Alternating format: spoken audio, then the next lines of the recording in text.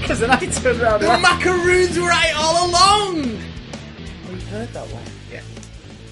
Oh, it's not one of your best. Were you there? No.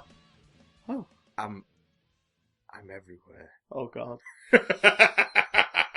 Big Damn welcome to you all to another Big Damn Cast. BigDamnContact@gmail.com, Big Damn Cast on Twitter. I am Big Damn Chris.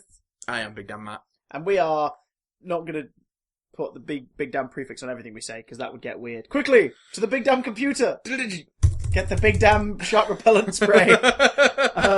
Okay. Label it all with handy cards. My gosh, Batman, the label making machine doesn't have a label on it. Don't worry, old chum. We'll print out a bat label making machine label from the label making machine. Label it by hand. By Jing. By Jove. By craft. By other things. By crafts. I don't know anymore. But all I do know is that we're back with some nonsense to talk about. We're going to dive straight in because there's a lot of news this week. And also we're going to later on be talking about Luke Cage. We're going to review it spoiler free. And then we're going to dive into some juicy spoilers. Because, hands up, people who finished it. Hands up. My hands are up. My hand is also up. I'm not going to tell you where it's up, but it is up. Oh, yes. They call him Jim Henson for a reason. Okay. So, first off though, the Batman movie has got a name. Ben Affleck's solo Batman movie about the Batman has been named... The Batman? I was going to say Clive, but... yeah, the Can you Batman... imagine if they did make a Batman? What if they just called it Bruce? It was like, last time and they Batman wasn't in any of the trailers. Last time they rebooted it, they called it Batman Begins. This time it could just be Bruce Brunches. Bruce has breakfast. Alfred, bring me my morning paper. Bat breakfast. You woke up at 1 p.m, sir. The morning paper is no longer the morning paper. We've got the afternoon edition, sir. Getting real tired of your shit, Master Wayne. Who are you? Who's this man in my suit? Everyone is Alfred. Can we have Sean Peart to be Alfred? Can we just have a movie called Alfred? Just Alfreds. Just Alfredo. Has there ever been a multiverse team-up of Alfreds? Batmanuel and Alfredo. A multiverse Alfred story. Why has no one done this? DC, get on that shit. But in the meantime, hurry up and finish this Ben Affleck Batman script, because The Batman's the title. I feel like we knew it was called The Batman anyway. Yeah, well... Or at least it was pretty heavily rumored it was just going to be called The Batman. Well, Man of Steel pinched the previous version of Batman's title thing of going like, we'll call it by a nickname. So they couldn't do that again this time, I guess, for Batman. Unless they called him Caped... Well, they won't call him Caped Crusader, because that... it's too jolly, isn't it? Yeah, it says fun, that. That's the name that says fun. And they couldn't call him Dark Knight Detective, because then everyone would be like, what? The world's greatest detective's a bit too long. Yeah. And my God, please help me. I can't smile. The muscles from my face that make smiles have disappeared. The Bat of Gotham. Oh, that line. I mean, the whole film made me feel queasy, but Son of Krypton versus Bat of Gotham. What? Just say versus the Batman. Nobody cares about Clark Kent versus the Batman. Yep, you're damn right. It's true. Nobody does. Very true. Nobody cares. The Batman is its title, so that's a thing. Tell you what else is a thing. What's the thing? Doctor Strange! Doctor Strange! We'd get it on October the 25th over here. Yes. I'm so excited! The UK have it in 20 days from us recording this podcast. Oh, yes! And I want it in my mouth, in my eyes, and in every other possible entrance. I want it in all my sensory organs. And a few organs that aren't sensory, to be fair. You dirty, beautiful swine. I am dirty and beautiful. And they've whet our appetites. They've whet him. A little more this week with 2 new teaser trailers, TV spots. Well, one TV spot specifically, called Rewind. But I say 2 because a bunch of people noticed, hang on, this appears to be the story backwards. Also, there's a bunch of backwards dialogue in there. Yeah, what are these weird sounds that sound like missing bits from the Red Dwarf episode backwards? Erd skip, erd skip. Erd skip. Not null. It's Bulgarian, isn't it? So a bunch of clever people went, I wonder what'll happen if I take this trailer, pirate it from the internet, Yarr, and play it backwards. Well, I think this one's Marvel are kind of hoping people will pirate it and reverse it. I don't think it's piracy if it's a trailer that's been released for free. Yeah, well, as long as you don't put ads on it. If you put ads on it, that's piracy. Yar! I mean, that's piracy. I think that's... Yar, matey! I think that's just a dick. Piracy, yar! Yar, piracy. Yar, yar, yar, yar, Piracy, yar. Yar, yar, yar. But if you reverse it, you get a few extra bits of dialogue. The tagline works the same both ways around, because it's, now is his... no, hang on, what is it? I can't remember. His time is now, is what you see in the TV version. Reversed, now is his time. Because the first screen is his time. Think you're clever, do you? Yes, yes. Think you're smart? Think you're smart, Marvel Marketing Department, do you? Well, I've got news for you. You are quite clever. In fact, Disney in particular are so clever with their marketing that the other trailer they put out this week, which I didn't bother watching. Because... Oh, it's, you know what? I will display its wellness to you in full with my mouth. Will you? They released a trailer with a very, very clever choice made. The trailer for Pirates of the Caribbean: Dead Men Tell No Tales. Could you get a clunkier title? Nope. Could you get one? Yeah, you probably could. Give me a clunkier title than Pirates of the Caribbean. Pirates of the Caribbean, really bad eggs, drink up me hearty yo-ho. Pirates of the Caribbean, we want the redhead. I would watch the crap out of that, because I'd be like, that's from the ride, and that's how my mammalian brain works. It's something I recognise. Pirates of the Caribbean, savvy? Apparently, it's just a question mark. Apparently my mammalian brain sounds like Rocky from Rocky and Bullwinkle. Mammalian. Like, I recognise those words. I'll go see the film. My million brain. I'm a clever boy. Hello, dear. But the teaser trailer shows a ship being boarded by what appears to be ghostly seafarers, pirates, criminals, boarding this ship and taking everybody down, taking all the soldiers down. They move, the effects around them, like the way their hair moves, the way their clothes move. It's like they're underwater. And the captain of this terrifying crew is Javier Bardem's Captain Salazar, or as he says, Capitan Salazar, because he's Javier Bardem, who confronts a lad we know to be playing a lad we know to be playing the son of Will Turner and Elizabeth Swann from the original films, in his cell. Picks up a wanted poster off the floor for Captain Jack Sparrow. He says, "You know this pirate." And he's like, "Tell him death comes swift. Tell him." You will tell him. Please. And it's that classic Javier Bardem, I'm kind of quirky, but also fucking terrifying. I'm going to murder you, but I'm going to be weird about it. And then it pulls away, and we get this familiar, pirates, like ghostly song as the drum beat gets bigger. We pull out this metallic skull covered in like a sort of flame sort of stuff. And then it cuts away, and it simply says 2017. It's a really atmospheric trailer, because it's just a short scene. It's a proper teaser, because you're like, oh god, this is the dude, and these men walk through the bars of the cell, just pass through them. It's really intimidating and really freaky. And as Lou and I pointed out this week when we were watching it, they made a very smart decision to not include Captain Jack Sparrow, which is smart for two reasons. One, because obviously controversy surrounding Johnny Depp recently.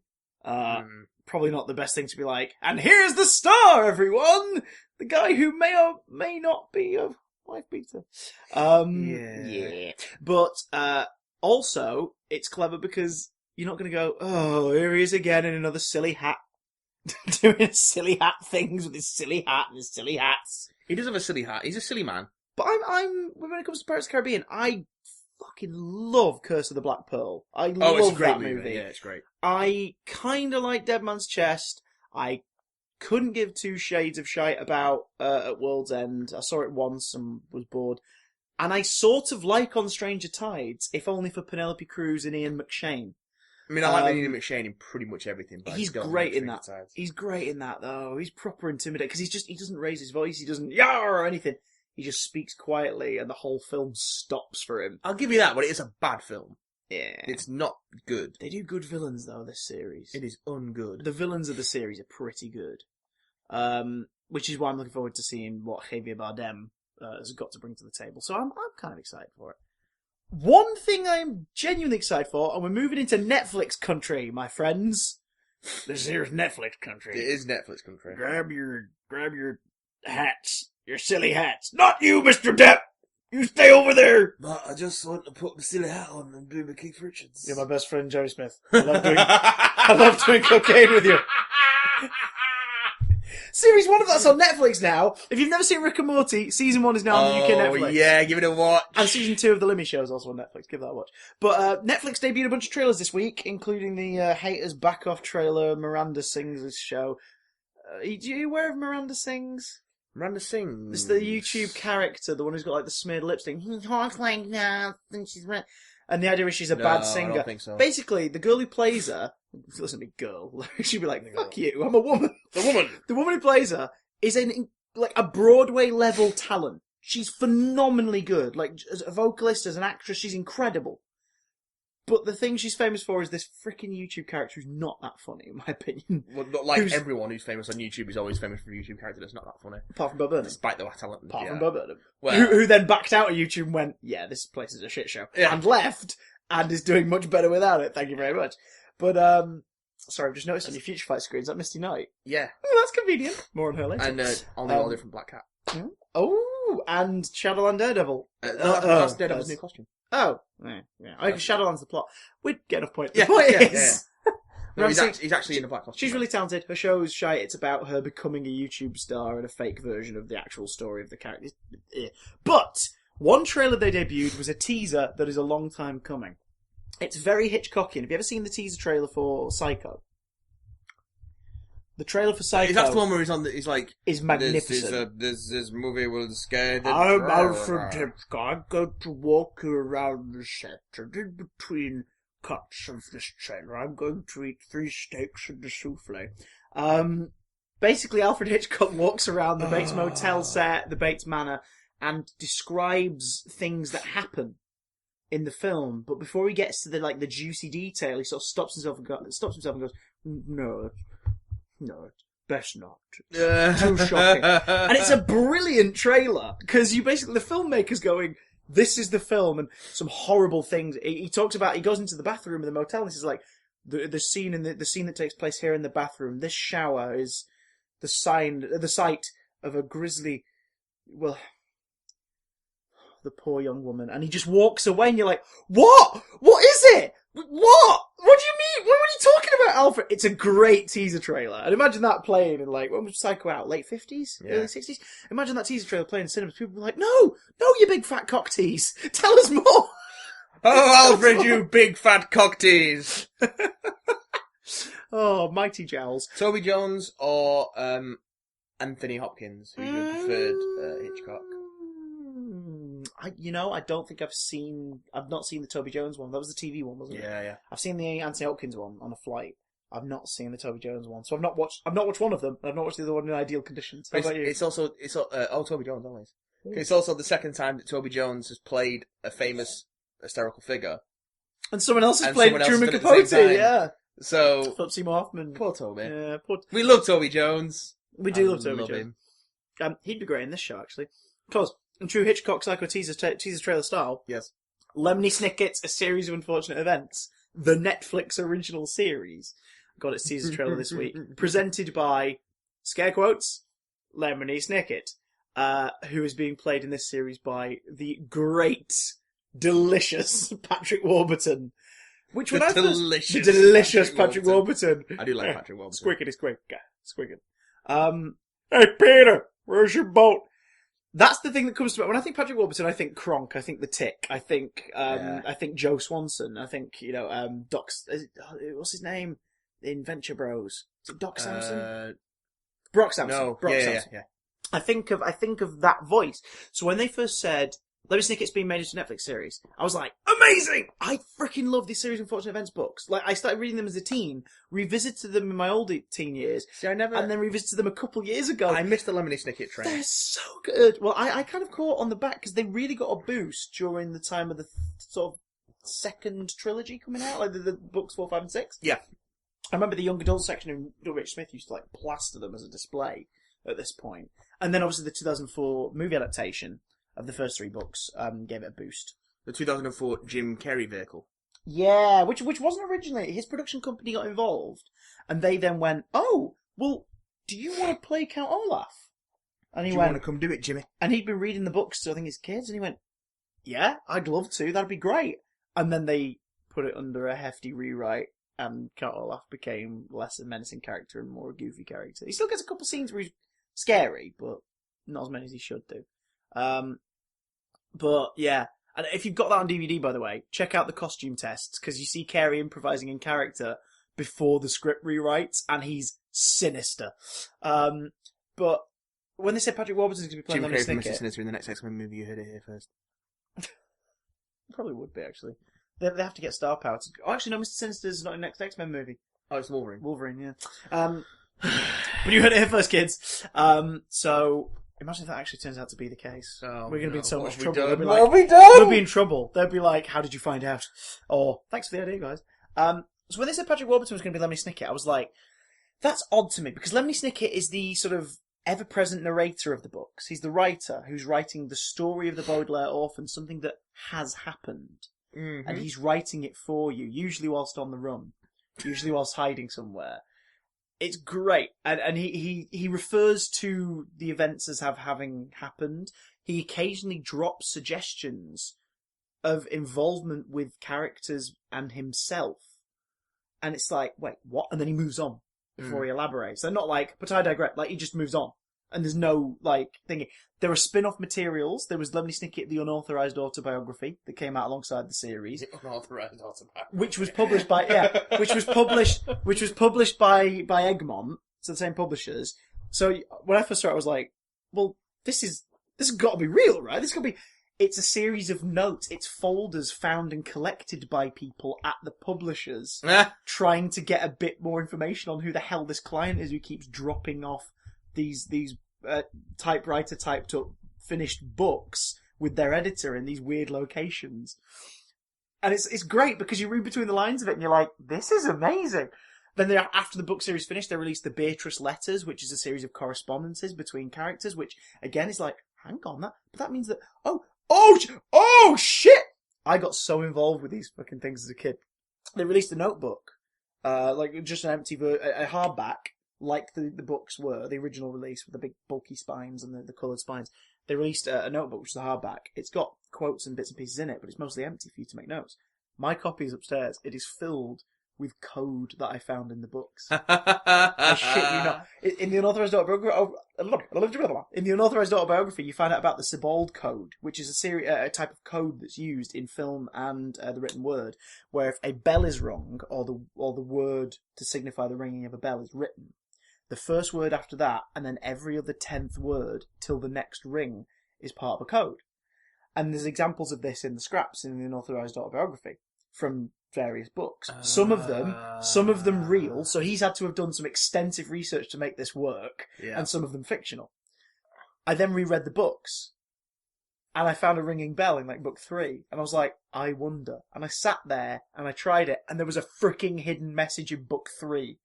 The unauthorized autobiography came out after book 9. Jeez. He was playing a long game. So these books are great. The basic story is the Baudelaire children. Violet, who's an inventor. Mm-hmm. Klaus, who is very knowledgeable. Books are his thing. Like he absorbs knowledge. And Sunny, their baby sister, who's got very sharp teeth and likes to bite things. Live with their mum and dad. Their mum and dad suddenly die in a massive house fire. It claims their lives, kills them, eradicates like all the possessions. So a care worker, Mr. Poe, has to take them to their closest relative. Unfortunately for them, the closest relative they can ascertain is the most geographically close relative, which is like their 5th cousin 7 times removed, who is a count called Count Olaf, who basically makes them his slaves. Like, they're doing housework, they're treated like shit. He smacks Klaus at one point, like, across the face and everything. This is like a 14-year-old, 12-year-old, and a baby. Mm-hmm. He treats them like utter shit. He's got an acting troupe of really weird characters and who hang out with him all the time, like a man with hooks for hands and a man who's neither man nor a woman. Basically just sort of an indescribable beast, and 2 women with powdered white faces and all that. These really creepy people who keep hanging out with him and keep an eye on the kids. Eventually they kind of realise that he's trying to, spoiler alert for the first book, trick them into participating in a play he's putting on called The Marvellous Marriage, because he's found out he's not going to get their inheritance just by adopting them. Mm-hmm. So if in the fiction of the play, Violet's character marries his and signs the papers on the stage, she's his wife, and he has their fortune, immediate access to it. So it's already kind of creepy because it's like, that's a 14-year-old girl and a creepy old man. Creepy old man. So the books have always had these really Did creepy... they make her older for the film? Emily Browning played, she was about 16 at the time. Oh, okay. But they make a big thing in the film particularly of saying, this is not a sexual thing. He just wants the legal binding contract so he can take the fortune, and then it's implied, kill them. They eventually get out of there, and the books continue on, at least at first, with stories of them being put with a new guardian, and someone showing up at some point, who's quite clearly Olaf, trying to get in on it, and it's like, it gets more and more sinister, and by about book 7, the whole series is flipped on its head, and the formula breaks apart, and it gets really, really creepy. So to have a Netflix series based on this is great, because the film, though visually stunning, and an amazing score by Thomas Newman, and really good casting across the board in terms of who was cast to play the characters, not to say of what actually the characters behaved like due to the script. Yeah. Like Timothy Spall as Mr. Poe, the care worker, and Billy Connolly as their Uncle Monty, who's the first guardian they go to after Olaf. Oh god, what's her name? Oh, I've forgotten the name of the aunt from the third book. It'll come to me. But played by Meryl Streep. She's freaking great in it. It's just like so many good cast members, and it just doesn't quite work. And it was because it was during that boom of mid-2000s films where films companies were going, quick, adapt every young adult and kids book we can. We've got to get some of that sweet, sweet Harry Potter money. Yeah. So that was the only reason why it kind of got made, and obviously the kids aged quicker than the turnaround of making the movies would allow. They did the first 3 books in the movie. First 3 books, they take the finale of the first book, put it at the end. It's really weird. But the Netflix series looks great. Patrick Warburton wielding the words of Daniel Handler. I mean Lemony Snicket, who is the main writer for the series as well, which is great. Him like wielding those words, he's having a ball doing it. He does it so well. There's a common trope he uses throughout the books where he sort of says things like, found him to be a bit standoffish. A word which here means, they just sort of explain it. And it's so good. The books are brilliant because the books are written in a way that a kid would feel like the writer is going, hey, don't worry, I understand. Adults are a bit stupid. They won't get this. It's so, do you know what I mean? It's so good. Because all the adults in the series are fucking idiots or absolute monsters. And they're brilliant. I'm going to have to lend you the first book. Because you'd finish that in a night. Like, it's 130 pages. You'd finish it in a night. But just to sort of set the tone, this is the synopsis of book 1, right? Dear reader, I'm sorry to say that the book you are holding in your hands is extremely unpleasant. It tells an unhappy tale about 3 very unlucky children. Even though they are charming and clever, the Baudelaire siblings lead lives filled with misery and woe. From the very first page of this book, when the children are at the beach and receive terrible news, continuing on through the entire story, disaster lurks at their heels. One might say they are magnets for misfortune.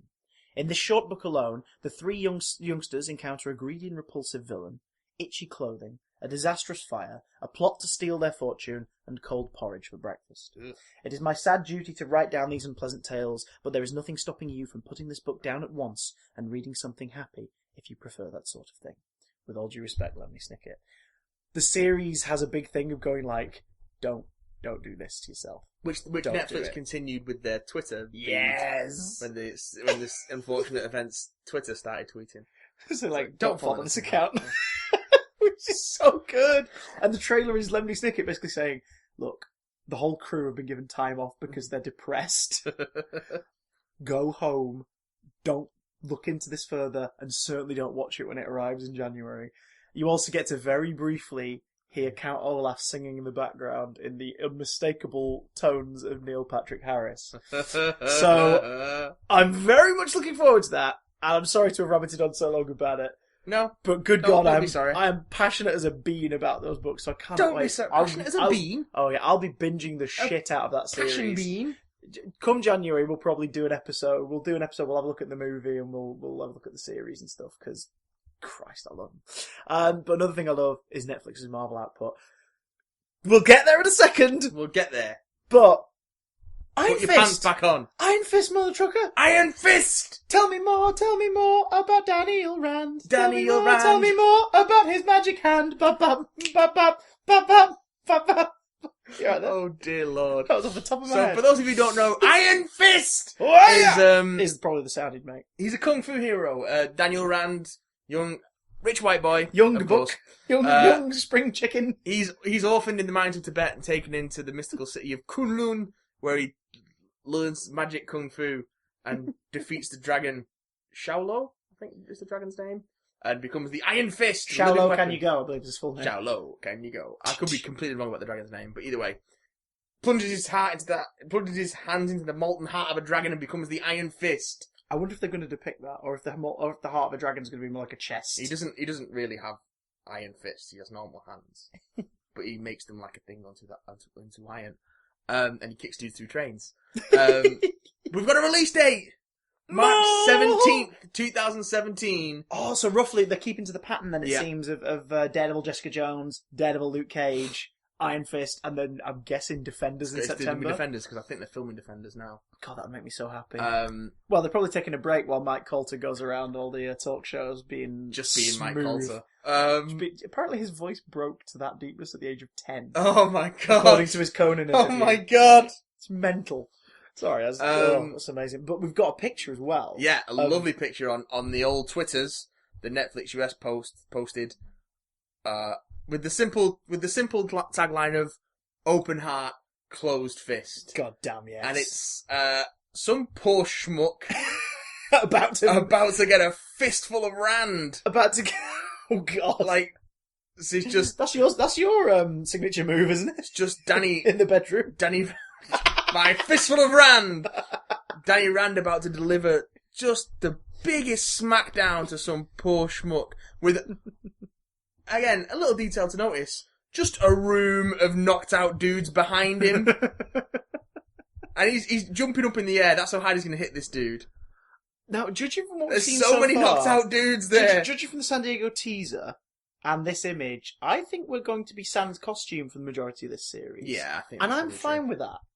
Because let's face it, Iron Fist's costume is Daredevil Season 1's Daredevil costume, painted green and yellow. With this Iron Fist symbol.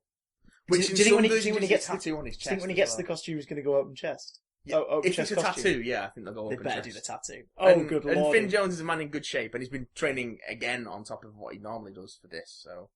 If Matt's wearing bulletproof stuff to sort of, like, take damage, and Luke doesn't cuss, and Jessica Jones is chugging back vodka at a rate of knots, at least give Danny Rand a tattoo, so we can have two, we're sensible, kind of, and then two, we're not. Also, he doesn't need to wear bulletproof armor, because he's the Iron Fist. Goddamn Iron Fist. I think he can use his chi to make his skin harder. I don't know. I cannot wait for him and Luke to meet. Iron Fist! I really can't wait. Oh my god, I can't wait. I hope he kicks a dude through a train like he does in the Immortal Iron Fist. I hope they go full kung fu. Because if Marvel have proved anything this month, it's that they can adapt eras of cinema and television and make it work. Shall we dive in? The only thing with the only problematic thing with Iron Fist is it does tie into the whole like, and it's just, again, it's a problem with Doctor Strange of white dude comes to Eastern mystic society, becomes the best person there. It's like, oh, it's a bit. Well, as long as they show that he's not the best, then I think we'll be fine. But he's the Iron Fist. He's the Iron Fist.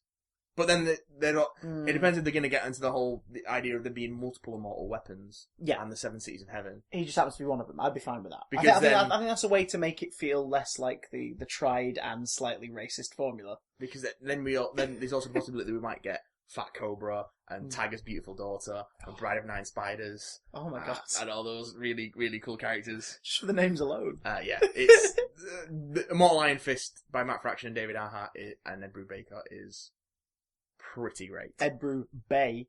You should definitely read it. Should we do this? Let's do this. Okay, spoiler free for a bit. We'll give you a warning when the spoilers come. Let us talk about Harlem's hero. Oh my god, Luke Cage! So... Oh my days, Luke Season Cage. 1 of Luke Cage dropped this time last week, and by Jiminy Greaves... I hoovered it up.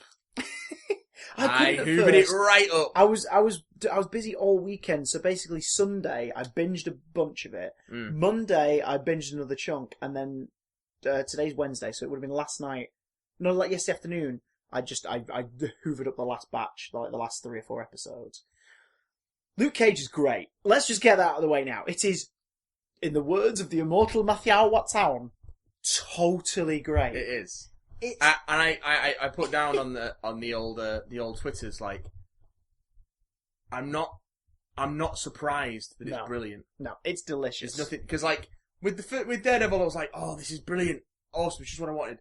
Yeah, and there's that sort of sense of not expecting it to be as amazing as it is, but I just, from everything they showed of it, and also the quality of their output so far, there is absolutely nothing surprising about how brilliant Luke Cage was. That's very true. I think a lot of it is down to, as well, like, the faith. We have faith in them now. It's the same as the later MCU movies, in that people, like, in a world, if you'd have gone back 5-6 years and said, we're going to do an Ant-Man movie, people would have gone, really? Uh-huh. By the time Ant-Man rolled around, everyone was so, like, ready to feast on the teat of Marvel already that they were like, bring it on!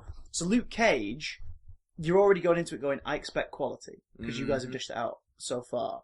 But we also got the bonus of having Luke Cage be a character we already know. Yeah, so we know we know roughly who he is and what he can do. But we met him in episode 1 of Jessica Jones, and he's in about 6 of the episodes, about I think. half of the season, yeah. And I mean, we've seen him in action. We've seen him in full-fledged fighting mode. We've seen him in a superhero fight already. We've seen him in the bedroom. No! We've seen him in a superhero fight and a superhero fuck. Yeah. And now we've seen, I think it's 2 verse like 10 now. We've seen him fight a bit more than fuck. Well. But Luke Cage, when you wanna fuck. He still gets coffee. So. I put that out on Twitter immediately. Luke Cage gets coffee. Hey, Luke Cage, wanna get some coffee? So I was like, good God. I like coffee. Oh, God.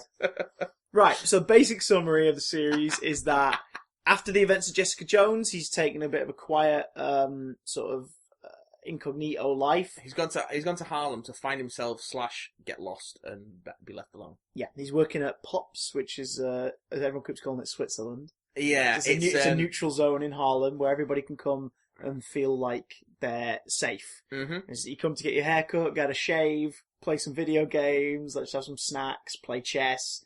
Just, it's a nice place to be. Run by Pop, who is the nicest character. And Luke's been working there incognito. Unfortunately, due to some horrific events involving sort of local crime, gangland warfare, to do with turf and weapons acquisitions and everything, Luke is brought out of hiding, sort of accidentally forced into the limelight, and reluctantly accepts his role as Harlem's hero. But as time goes by, he sees how much he's inspiring people, and he just goes with it. And it's so good. It's weird, because after Jessica Jones, you think that he'd be more than willing to step up. Yeah. But Mike Coulter and the way it's written make you believe that, yeah, he doesn't know if he's ready, and with good reason. You know, he's a scary dude. Yeah. He can do a lot of damage. Yeah. He can do a lot of damage to those people around him. And he's got a past that he's afraid of. Which we get to delve into fully. Episode 4 is basically... Episode 4 of Luke Cage is to Luke Cage what Episode 7 of Daredevil was to Wilson Fisk. Mm-hmm. We are going to have a full exploration of who this person is and why. I mean, obviously there's the flashbacks of Matt as well, but Matt's flashbacks were spread out over the first part of his season. Yeah. This one, there's a concentrated episode. The first couple of episodes of Luke Cage kind of take place a bit out of sequence, and it doesn't sort of solidify until... So the second episode has a bit of going back and forth. Yeah, but the end of the second episode is sort of, that's the catalyst for the story beginning. Yeah. That is not to say episode 1 is without story. Episode 1 is with a lot of story, but it's mostly character driven. And by character driven, I mean, here's the threat. Here's the people that surround the threat. The threat is real. Here are the nice people. And here's what getting coffee looks like. Yeah. Episode 1 is hot. I'm just gonna say it's steamy. You might say it makes things a little misty. Oh, dang. This is my official review of episode 1. If ever I would like to stick myself in a cupboard and masturbate furiously, it's during the scene in Luke's apartment in episode 1. It would be Luke Cage's cupboard. I'm going to get the cast list up because I want to make sure I get everyone's names right. I'm doing it here right now because they deserve the praise. Let's just chuck out some favourite characters and non-spoilery favourite moments. Well, we've got to talk about Cottonmouth. Cottonmouth. Oh my god! Right, the actor's name. I'm going to get his name because I want to get it right because he's freaking amazing. What's his name? It's Mahershala Ali. He is so good. Mm-hmm. Like because here's the thing: Netflix has perfected the Marvel villain. Yes. And I do think this isn't a knock to him. I do think he doesn't quite reach Kilgrave and Fisk levels, but I think that's down to the fact we're dealing with a different kind of villain here. Yeah. He is definitely every bit as nasty as those. He's got guys. a rage inside him, but he's not. Yeah. He's not absolute psychotic. He gets like Fisk is. Yeah, he gets a scene where he lets it out in a big way, and you go, "Wow, okay, this guy is. Oh my god." But I feel like we're not allowed enough time with him for him to cement himself like those two have done. For reasons we'll get into in the spoiler section, that's kind of understandable. But for his contribution when we have him to the show, what he does, frightening villain. Without going into full detail, there is a second villain who comes up later as well, who sort of assumes the main villain spot, who is kind of cartoony. But it works. In a really entertaining way. It's put a lot of people off, judging by some of the reviews, but I found it really entertaining. You dug him as well. Yeah. We've got to talk about Mariah. Oh, boy, Mariah, played by Alfre Woodard. She's incredible. Mariah Dillard, she's a local politician. She's doing Lex Luthor better than any version of Lex Luthor currently is doing. Yeah. Like, just the twisted, corrupt political figure. Huge. It's gonna be huge. Wrong. What a cunt. I didn't realise until someone mentioned that her nickname as a kid, whoever was Black Mariah, that it was an adaptation of the Black Mariah character. To be fair, because Black Mariah is not really a very good character. And hasn't, until David Walker and Sanford Green's recent run, hasn't really been a decent character. And also wasn't called Mariah Dillard until David Walker and Sanford Green's recent run, which was being published at the same time this was being filmed. Yeah, it'd be in tandem with this show. So, but still a very different character from how she is in the show. And also, she plays this completely different from how she is in Civil War.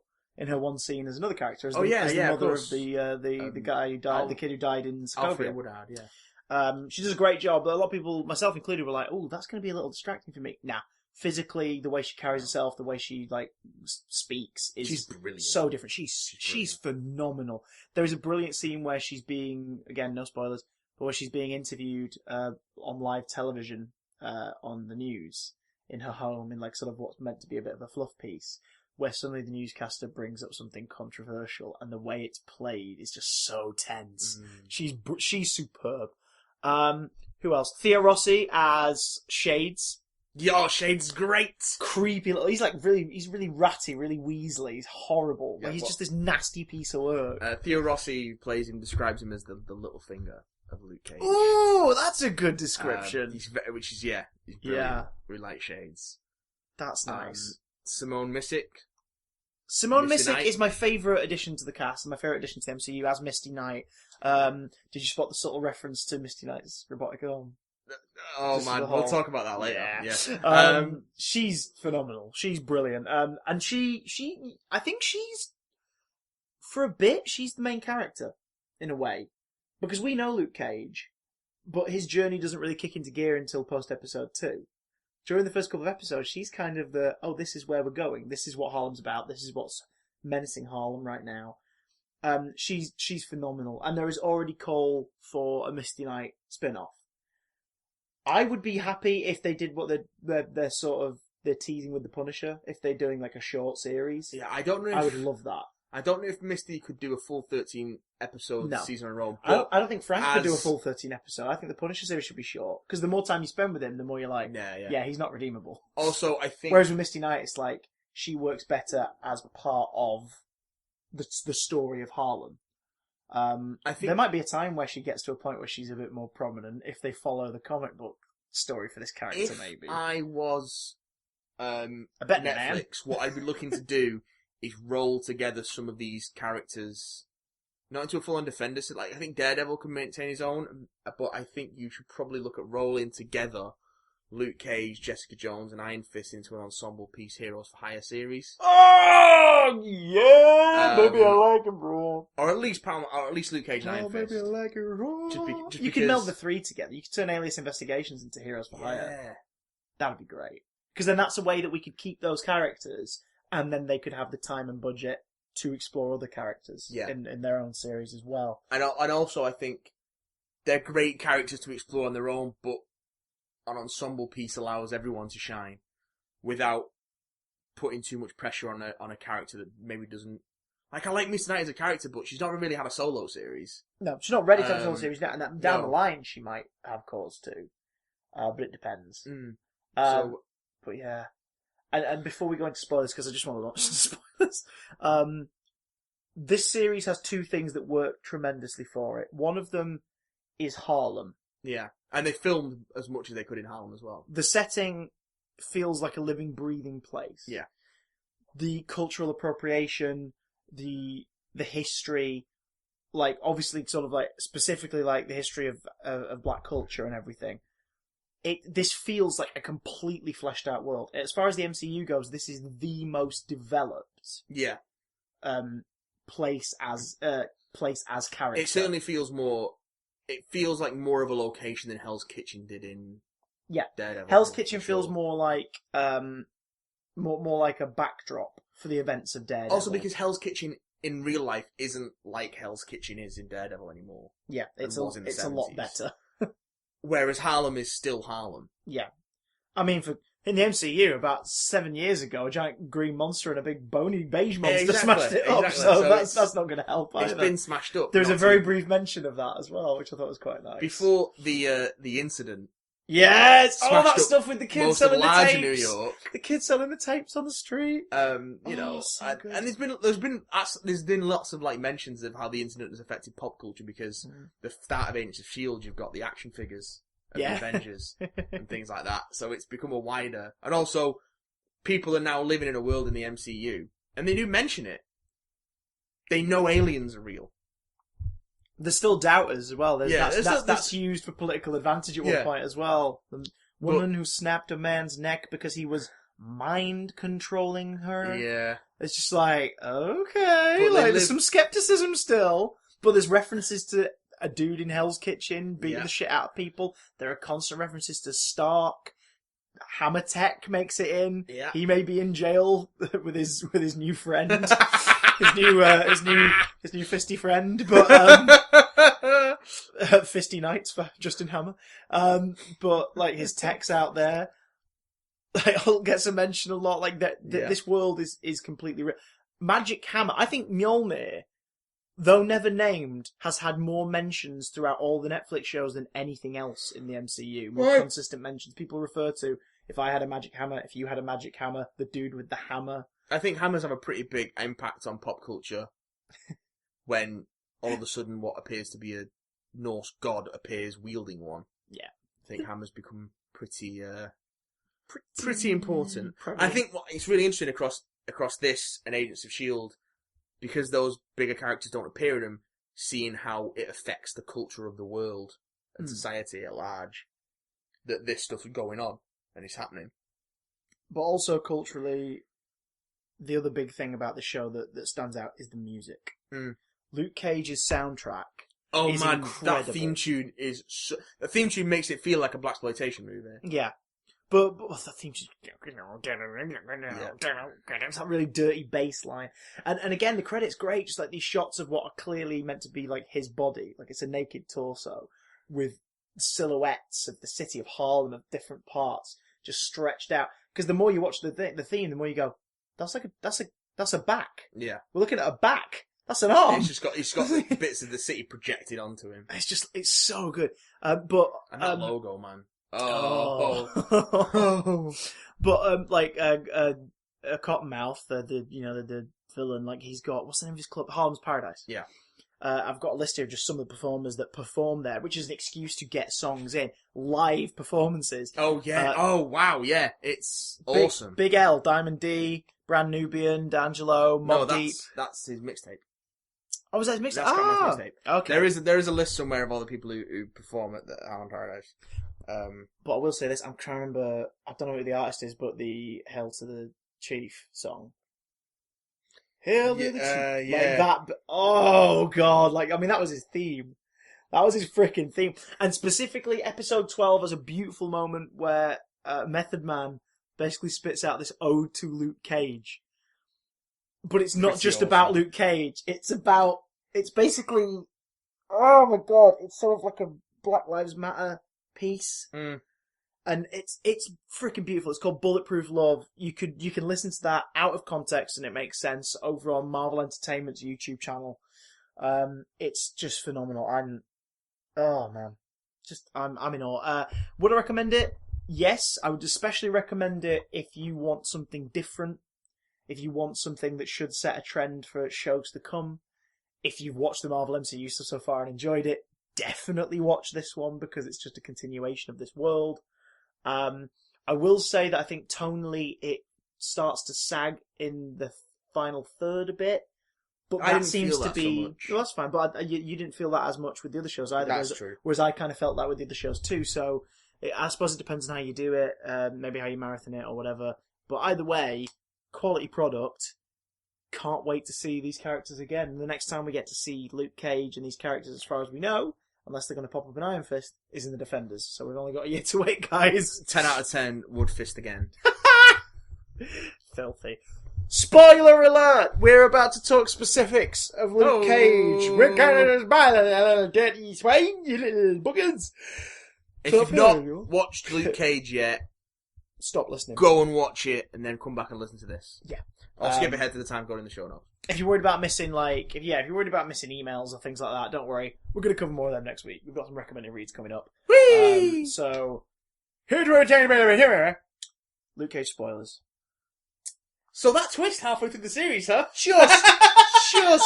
I mean, so Cottonmouth has been set up in the trailers. Oh man! And in the first few episodes, as central antagonist. They didn't even release a character poster for Diamondback until after the show came out. Yes, he wasn't allowed to talk to tell people he was in the show or talk about who he was, and he's in half the season. Yeah, he's the. I wouldn't say he's the main villain. I'd say the main villain of the show is Mariah, because we like sort of Fisk and stuff. We watch her villainy develop. Yeah. But her descent into it. Yeah, and her sort of comfortableness. Like, by the time she's holding that pistol at the end, and Shade says, it suits you, she's sort of cradles it, and she doesn't look confident holding it, but she's holding it like you'd be holding, a photo of a loved one. Yeah. And she's like, I know. And by that point, you're like, oh shit, when we come back, you're the antagonist. Like, oh my god! But she's definitely the main villain, because we watch her progression. But Cottonmouth was set up as the big bad. And then Mariah kills him. It just beats him to death. Out of nowhere! Pushes him out of a window, and then beats his skull in with a microphone stand, crushes part of his head. No, she crushes his chest in. It's his chest and his hand that get smushed to pieces. Because what happens then later is when he's covered up with the sheet, his Shade beats his face in. Yeah. To destroy his face. Ugh. To make it look like Luke Shades doing some Walter White shit. Yeah. It's like, this is how meticulously we're going to cover it up. Basically. Do some Harvey Keitel, But then he keeps the bottle. The clothes you're wearing now, we get rid of these, we burn them, there are some fresh clothes upstairs. It was like, oh god. He keeps the bottle that she hits him with as insurance. Yes. He brings it out later on. Yes. So he's not stupid, he's all Shades. After Diamondback tries to... He gets arrested. Doesn't give up anything, then Diamondback tries to knock him off and he's like, well, fuck you, Diamondback. Yeah. So then it's him and Mariah trying to take everyone plays everyone. Yeah. Christ alive, I loved that. I loved, I think Mariah, out the back of it, I think Mariah's my favourite character because of the development. Yeah. Which again, when you realise that it's meant to be Black Mariah, you're like, I never thought I'd say that in a million years. Black Mariah's not really a huge character. Oh, no, but you never thought in a million years you'd be my favourite part about the Luke Cage TV show was Black Mariah. Yeah. It's just an odd sensation. Turk! I'm so happy Turk was in it. We got to see Turk again. Got to see Turk, taking some time off and being beaten up by Daredevil. He's sort of helping spread information, he's doing a bit of arms dealing. He's being Turk. He's being Turk. And that was a nice touch. It sort of really reaffirms that, yes, this is the same world. Mm-hmm. The same way that I can't remember his name now, but the detective who was leading the SWAT team in the last few episodes, that's the guy who was leading the team who was trying to take down the Punisher in Daredevil Series 2. So it's like, excellent. And there's a throwback to like the shoot 'em up, the drive-by shootings. Blake drive-by, the standing on a rooftop and blowing the crap out of an Irish pub shootings. Blake Daredevil. Tower turns up. Yes. In the DA's office. Yes. Shit. Who is it? I can't remember whose solicitor he is, whose lawyer he is. It's not Shades. I think it's Mariah's. It's Fisk's. It's Fisk's lawyer. Fisk's lawyer. It's from season 2. Comes to get Cottonmouth out, I think. Is it Cottonmouth? Yeah. Yeah, earlier on in the series. Yeah. But that's a nice touch because it's like, oh god, how many like sort of kingpins of crime are you representing? Was Cottonmouth involved with Kingpin's larger operation, or is that? Because that's the thing as well. Cottonmouth is not in a position of absolute power when the series begins. No, he's running Harlem, but he's not.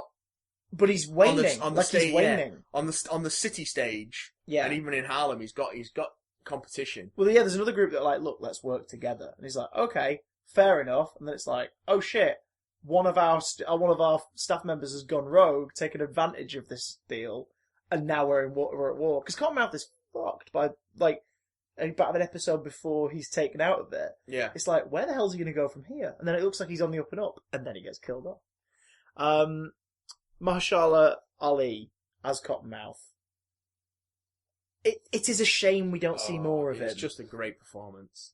Pre-spoilers, when I was saying I don't see him the same as Kilgrave and Fisk, is because I don't think he's allowed to go much further because of his death. But at the same time, that means his impact on the overall story is huge. Mm-hmm. So that's not to say he's not as good as David Tennant or Vincent D'Onofrio. I think he's every bit as good as those two. But he doesn't get more time to flex that and show off his cotton mouth muscles. He's a little more sympathetic in a way because he feels like he was forced into doing this. Yeah. The flashback episode for him is really, really sad and upsetting. And it's really Mariah who's better at it. Yeah. Mum, what a cold bitch. Yeah, she tried to keep him away. She tried to keep him away for it, and forced Cottonmouth into doing it. Mm. And how he gets his name as well is quite good. Yeah, reusing all the villain like code names, street names is quite smart. Yeah. But again, like what's quite helpful is that Diamondback and Cottonmouth and most of the Serpent Society, those names have belonged in the comics to both like mobsters and a lot of them. These are the original versions of those characters, and then those names get reused for the Serpent Society. Yeah. Because a lot of people are saying like, oh, like with Diamondback's not taking that commission, do you think someone will take up that name and we'll have like the female version in the future? And it's like, no, not in Luke Cage. Not in Luke Cage. Maybe later, like maybe in Daredevil or something. You might get something like that. And also, like the other Netflix series, they actually do a really good job of keeping their villains alive for use later on. Yes. So I think we'll probably apart from Cottonmouth and Kilgrave. Well, Cottonmouth and Kilgrave. And Wesley. Well, Fisk is the main villain. Fisk is still around. Elektra's coming back. Yeah. Let's face it. Nobu died. Nobu came back. Yeah, he got taken. Frank kills him, and then came back. Oh no, he died and then came back, and then Frank kills him. Yeah. But now Elektra's going to be the leader of the Hand. I still think the Hand and Elektra are going to be the threat in Defenders. Defenders. Yeah, I think which so. I'd be down with. Because if Stick's involved, I think they will be. Who else crops up? We were saying before, there's Trish Talk. Patsy Walker. That makes a very briefly she's got to be held audible cameo. In Jessica Jones as well. I just like the fact she's still got a show. Oh yeah. That's pretty cool. That makes me happy. She's got to be Hellcat. There's reference to Jessica Jones, both the girlfriend shot you point blank with a shotgun, and the lady who the mind control snapping a man's neck. There's reference to Jessica Jones. I was kind of hoping Jessie would turn up briefly, but she doesn't. No, which I think is fine. And also they're getting Claire and Luke together, which gets in the way of the Luke and Jess relationship, which is like my favourite relationship in the entirety of modern comics. But we could get to that later. But we're going to get to that later. That could happen later. Claire's expanded involvement. Yes! Yes! I get a feeling this is... Rosario Dawson's amazing. Sprinkles of Rosario Dawson are working so well. But let's give her something really meaty. Yeah. So basically we spend the second half of the season with Luke and Claire. And it's so good to see her. Like, we've already praised her before. Oh, and also Claire Temple is a Luke Cage character originally. And someone calls her a night nurse at one point. Claire Temple isn't the night nurse in the comics. No, but she's they're separate characters, but they've kind of rolled them into one here because like with all their Iron Man villains, they've gone, let's take a bit of that, and put it into one thing. There you go. You are now the vessel for these two elements. Go. The character who is night nurse in the comics is in Doctor Strange. Played by Rachel McAdams. So which again is kind of cool. Because I think they're pulling some bits from the Oath for that movie, in which the night nurse is a major character. Speaking of sort of characters dropping names and everything, let's talk very briefly about Pop. Oh, Great such a great character. I'm trying to find the name of the actor. It becomes kind of the heart of the series as well. Who is Pop? Frankie Faison. Reformed gangster, runs a barbershop. He's amazing, and it's so sad to see him go. But also, I just want to point out younger him in the flashbacks and the photo played by Edwin Freeman. He really did look like a younger him. Oh yeah, it's scary. Like, the face match of those two actors is phenomenal. Scary. Like, they both have that same kind of they have quite the sort of the filled out cheeks and the really kind of broad brow and everything. They look like the same dude. Him calling Luke Power Man. Mm-hmm. Like referring to him as Power Man. So nice. Like such a little drop. The flashback to Luke's past, or specifically Carl Lucas's time in jail. Yeah. Including the headband, no, the tiara and the bracelets. In this case, both from the machine. Nice way to get them in there. And then obviously a yellow shirt and a chain as well, just for a moment. It's like, yay! Because he's got a full head of hair and a beard at this point as well. Yeah. So it's like, yes! Also, you get your glimpse of old school Luke Cage, and now we move on. Even an original Luke Cage. Because I've reread the first couple of issues. Like, the first issue of Luke Cage where he gets his costume is like, this is the most ridiculous thing anyone's ever worn. But it is all I can afford from this costume shop. So I'm going to have to deal with it. Plus, if you're going to wear something that's going to get riddled with bullet holes, pick something cheap and trashy. Oh, yeah. And also chains. Yes. Let's talk about Mike Colter. Oh. As Luke Cage. Let me count the ways. How many times do you want to take him out for a coffee? Oh, Mike. If ever I was going to have a man crush, it would be on Mike. Like, me and my girlfriend spent most of the series just going, look at Mike Colter! Just look at him! He's huge! He looks like he's made out of bricks! But the best part is he's not like scary Schwarzenegger ripped. He's not a thug at all. He's gentle giant. He's gentle. I think is the best way to describe him. He's got quite soft demeanour. He's not soft as in, he's not a pushover. He's got steel to him, but he's not thuggish, he's not aggressive. Doesn't feel threatening. No. He feels powerful. Yeah. And it's hard to do that, because if you say to an actor like, we want you to appear like you are dangerous, I think their instant instinct is to be like, right, well, I've got to seem threatening, I've got to seem intense. And Mike Colter's gone, okay, I'm going to seem calm and confident. Yeah, because he's not intimidated by anything. Yeah, and that's what works, and he plays that so well. Just, I wonder how long it takes an actor to get used to that, though. The scenes where someone has to smack you or pretend to shoot you or something. There's only really a couple of moments. You would flinch. Yeah. You would flinch. Yeah, exactly. I wonder how many takes it takes to get that non-moving kind of stance. Yeah. And that'll also be a part of the stunt choreography and things like that, for when he gets hit in the face, he just doesn't move. Speaking of choreography, he refers to it in the press as slap foo. Yeah. Because he basically does that. He just tap a guy on the head and it'll knock him out. It's really smart as well, because he's super strong. He can't just go punching everyone full force. Because that becomes a plot point later on, is when Diamondback starts killing dudes with the gloves that give him super strength to make it look like Luke's doing it. Yeah. I'm Luke Cage! You watch Luke fight. I'm Luke Cage! And you're like, I mean, that's a really dumb way to try and frame someone, but it works. But then they point it out as well. Like Misty's like, I don't buy any of that, because why would he wear a hoodie? Why would he kill a cop in public and scream Luke Cage? Like, that makes no sense. But yeah, so when Luke's fighting regular dudes, he makes a point to be like, just slap him, or push him, or throw him. He never hits or kicks him full force. He never goes for it, which is such a nice touch. And again, then when at the end, when he can go for it in that fight with Diamondback at the end. Oh, that was so satisfying. I love the fact that was public. Yeah. I love the fact that he's just surrounded by Harlemites. He's got no secret identity. He's an assumed name. Yeah, Carl Lucas still is wanted for time after escaping prison. Yeah.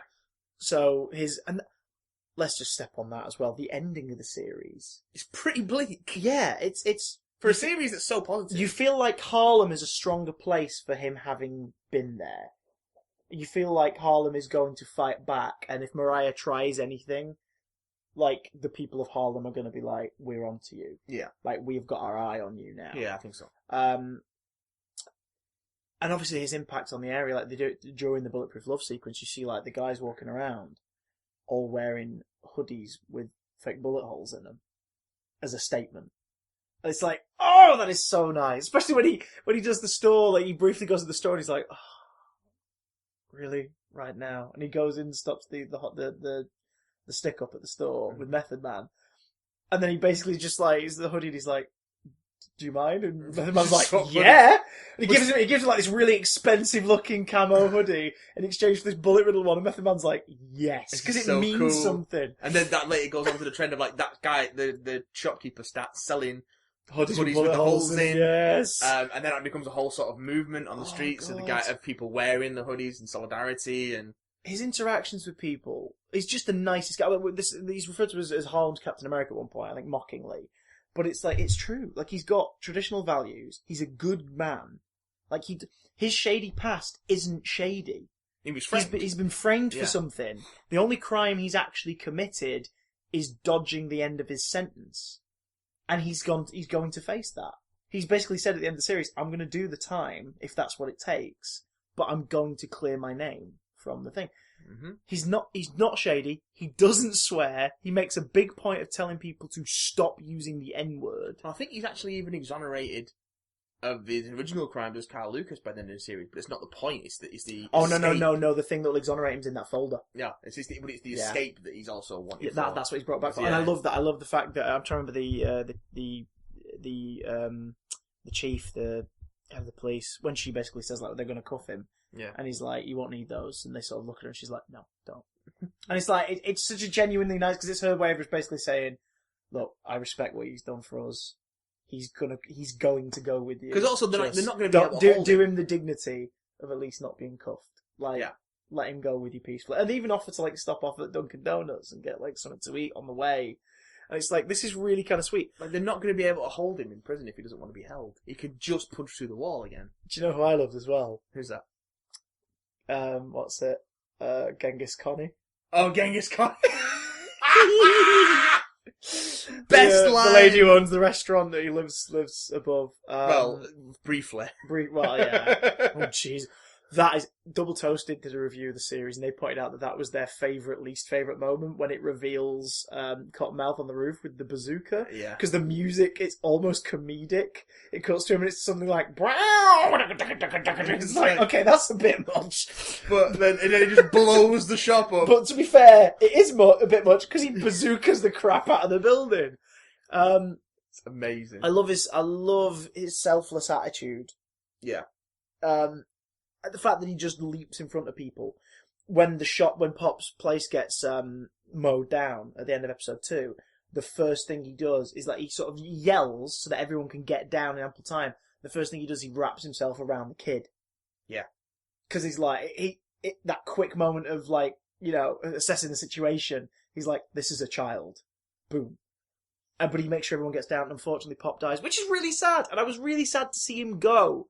But it is the catalyst for Luke's... Yeah, it's what kicks off the series. Yeah, for Luke's thingy and everything. I love the talking down he does to the teen who holds the gun to him in episode 2. Which is like one of the only... I think it's only really that, and... It's a bit in the flashbacks, but it's that moment and when he's fighting Diamondback are the only moments where he actually loses his temper. Yeah. Although with that kid, it's more sort of a realisation. Yeah. It's like he realises he's sick of this shit. The prison stuff is great. I was a little distracted by the fact that, and someone could probably clarify this, I'm pretty sure it's the same prison from Series 2 of Daredevil, which we see for a couple of episodes. Oh, maybe. Because a couple of the shots, different directors, but a couple of the shots were kind of the same. And it was like, ooh, because reusing locations isn't uncommon for production departments, but you do have to try and shoot around it to make them look different. And, you know, especially because it's a significantly different place. I wonder if there's going to be further plot with the Doctor and the whole method of like making a bulletproof skin and everything. That's going to be a thread they'll go to later, even though he mostly destroys that lab. That's the other time he loses temper, when he picks up like the plough and just smashes it through the wall. There is some good destruction in the show. He picks up a whole 3-seater couch and just clubs everyone in the room with it. There's some damn good action. What was nice about this is that, unlike Daredevil, and again, this isn't a slight to Daredevil because I freaking love Daredevil. I still think Daredevil might be my favourite of the bunch. Daredevil season 2 might be my favourite season out of these 4 seasons we've had. It's the one that's not. There's a full-on superhero show. Yeah, which is nice because you've already done all the build-up to him being an actual superhero. But I think, what I think was nice is that Daredevil's got basically a sequence every episode. Yeah. Sometimes very small, it's a short one. but it has a sequence. Luke Cage doesn't. It doesn't need it. It doesn't need it. It's got maybe 6 or 7 big fight sequences. Yeah. Only a couple of them are huge. The Diamondback fight is obviously big because it's a character thing. And it's a superpowered person versus a dude wearing tech that emulates superpowers. The whole way raid of that building in episode 3... Yeah, the raid on Crispus Attucks is from the one from the trailer with the car door. That is phenomenal. The fight at the boxing place is really good as well. Yeah. There's some great action in there, but it isn't the thing to watch it for. No. Because also, what can you do with Luke when he's just fighting regular dudes? He's just keeping them. He's just knocking them off, knocking them away. It's just a case of how smooth it is. I think is the joy of it is watching him just take these guys out, knowing he can do it. The threats aren't the threat to Luke Cage isn't a physical one; it's an emotional one. Yeah. And the threat to people around him, which is why I think the series focuses on character. Yeah, it's a smart move, and also, although they do come up with a physical way to fight him, the Judas bullets. Yeah, that is a terrifying concept, especially when you watch the dude it's being tested on. Oh God, yeah. That's a oh god, Cornell's reaction to that is amazing. He just starts laughing and cheering at the footage. Yeah, because you watch the guy get shot in the bulletproof vest, and it does nothing, and then it explodes like small explosions. And you just see his basically. I don't think it goes as far as like visceral, but you just see his guts. Oh, you do see a chunk of his innards fly at the camera. It's horrible, and just the whole way like what we've got to do. We can't open him up. We can't make his skin less dense to get the bullets out of Luke. So we're just going to have to bathe him in acid for long enough. Yeah, they're reversing. They're reversing the process so they can get inside him, get the shrapnel out, and then that was terrifying. That was terrifying. I felt so much for him at that moment. I was scared for him. Oh my god! But yeah, I dug the crap out of it. In terms of I'm just thinking of other comic book characters who pop up. There's not too many, is there? In terms of known characters, Scarf is a character in the comics. Is he? Yeah. Oh, cool. Who's he normally attributed to? No, he's a Luke Cage character. NYPD dude. Okay. Oh, so he gets involved. Oh, yeah. Oh God, he was in the Jean DeWolf storyline. Yeah. This was Spider-Man. Okay. And he's in Shadowland. Okay. Yeah. So wow. I guess I'm going to have to reread Shadowland. He was like I can't wait. An upstanding NYPD cop and Misty's partner, and then during Shadowland he goes rogue. Whereas in this, he's always rogue. But then you get that backstory of like, oh, his kid killed himself with a gun that he didn't lock away, so he's got. And Misty says something quite nice about him. He always laughs, but he never smiles. Oh shit! I don't remember where he showed up. Yeah. Oh, you were saying before Blake Tower. Yeah, of course. From Daredevil. Reva Connors, of course. Yeah, Reva Connors is again. You find out more about that. She's more involved in the experiments. That she knew more about the experiments than she was letting on. So she spent a lot of time lying to Luke, which makes her death in Jessica Jones even more tragic because it's like, wow, we really didn't know about you. Nope. The questions he must want to ask her, but he has that chat with Claire. He's basically like, no, I fell in love with the her I knew. That's enough. I don't love who she was. And that's okay. I can't beat myself up about that. But it's also going to help him move on from her. Yeah. Because he is still... And get coffee. Yeah. Because at the start, he had that interaction with Pop at the start of the series where he's like, oh, is it still Reva? It's like, it's always Reva. Oh shit, Comanche was in it. I didn't realise that. Comanche? Yeah, he was one of the inmates who hung out with Shades. It was Comanche. Yeah. Okay, fair enough. Okay, cool. I'm down with that. Again, that's what's nice about this, is they do slip people in. Yeah. And the Stan Lee cameo as well. On the poster. Just the poster outside the store. Which again, if you see a crime, report it. He's the same chief of police from Daredevil and Jessica Jones in the photo. So basically, Stan's cameos in these shows are as the chief of police in New York at enough districts that his posters are up everywhere. Brilliant. I am down with that. That is fine. I also want to mention Dapper Dan's cameo. That was quite nice. Yeah, all the musician cameos were really good, actually. Everybody can act, which is the saving grace. I think everyone can act. Yeah. You got Raphael, D Nice, Faith Evans. They're the Delphonics. Yes, they're all performing at the club. Sharon Jones and the Dap Kings. Fab Five Freddy. Yeah. I still think Method Man's a standout for me, just because his scene's nice, and then you get that extra bit with the radio show. Yeah. Which is really cool. With Sway. I'm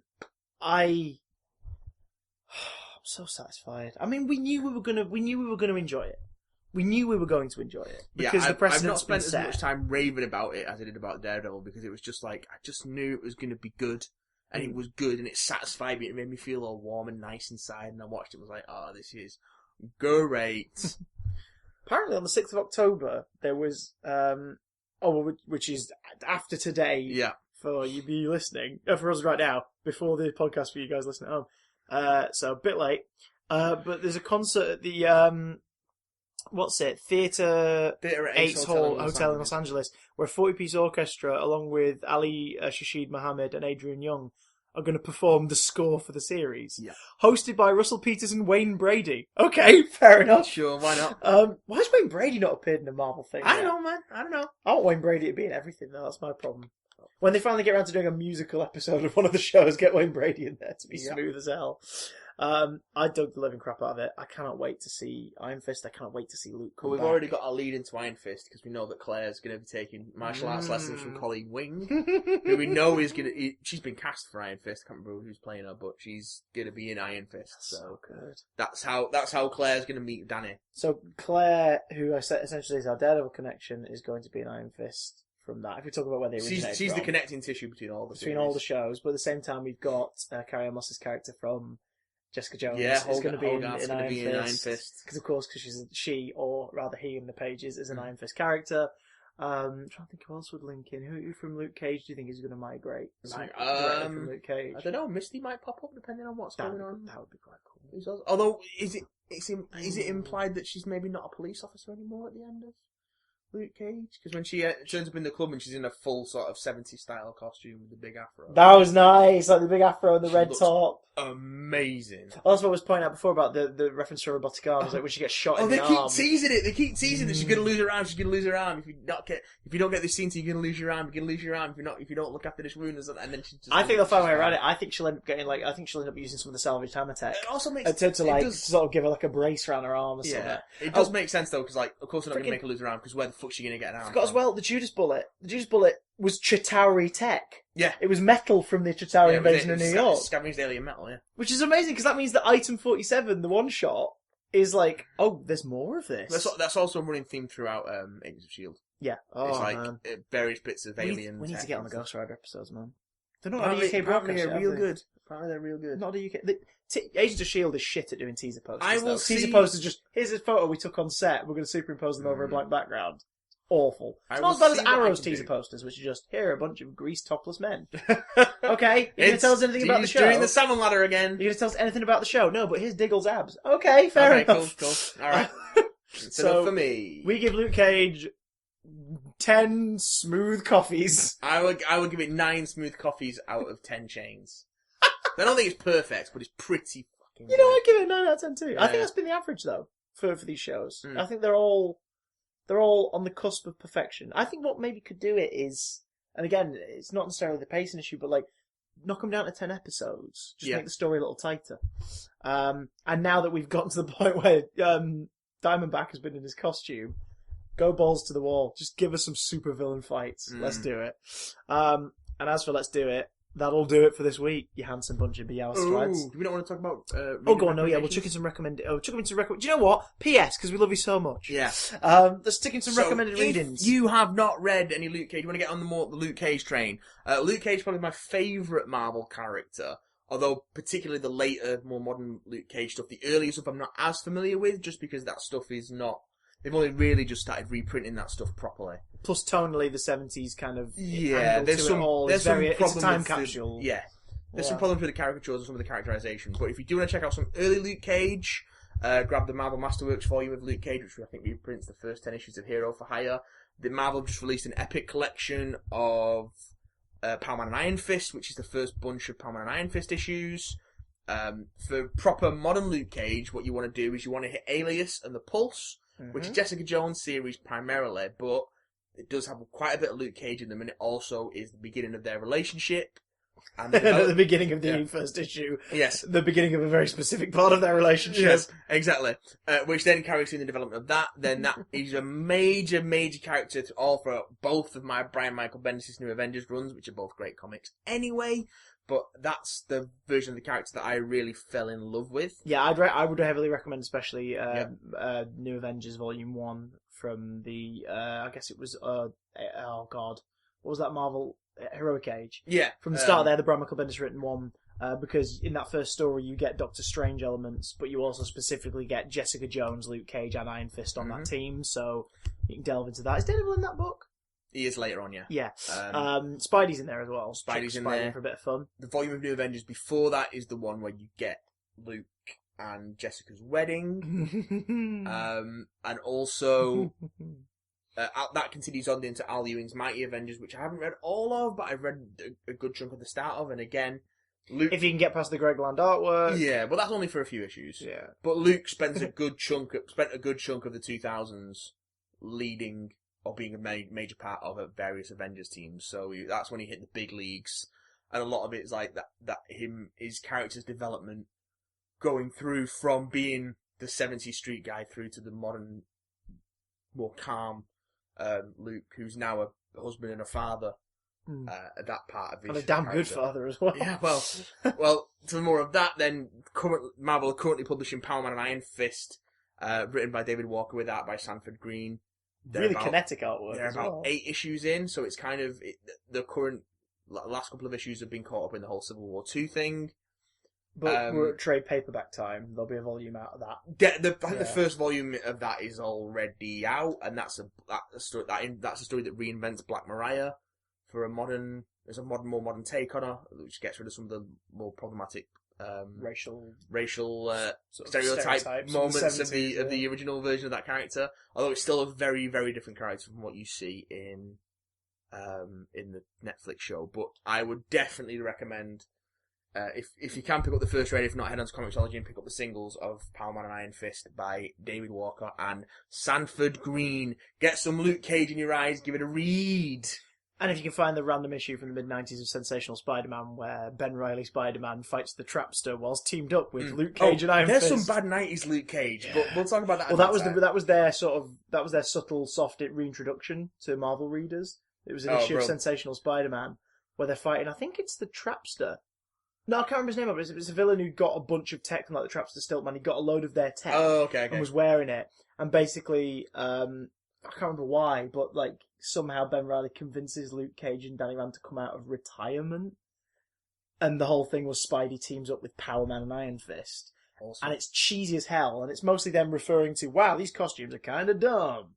What are we doing here? Oh yeah, because then he gets Sweet Christmas. To be fair, he doesn't really have a costume anymore. The Sanford Green design has him in yellow shirt with black pants and a black waistcoat. This is a callback to his colour scheme. Really which cool. Is in the Netflix show, there was lots of yellows. Even when he had like the checkered shirt, it was sort of like a faint yellow and black and everything. There's the black hoodie with the yellow, yeah. Which is nice. But most of the time nowadays you'll find Luke Cage just in like a tight t-shirt, punching stuff. Yeah, sometimes with a beanie. He doesn't have a superhero costume per se. Which is kind of great though, I love that. But he also doesn't have a secret identity, he's just Luke Cage. Yeah. So... You know, he can't afford a superhero costume. He's too busy buying his clothes again and again after they keep getting torn and shot. Yeah, which again is a running gag in the new Power Man and Iron Fist series. So go out there, buy a grey hoodie, stick a load of fake bullet holes in it. By cutting them in, don't get shot at. Yeah. And we will see you next week. We will. Well, we won't see you because you'll be listening to us, and we won't hear you either because one only works one. You'll hear us. Yeah. You'll hear us next week. Yeah. You'll hear us next week. In your dreams. Yes. And on iTunes. Bye! Bye! Oh, baby, I like it raw. So many sweet Christmases in that show. I was happy with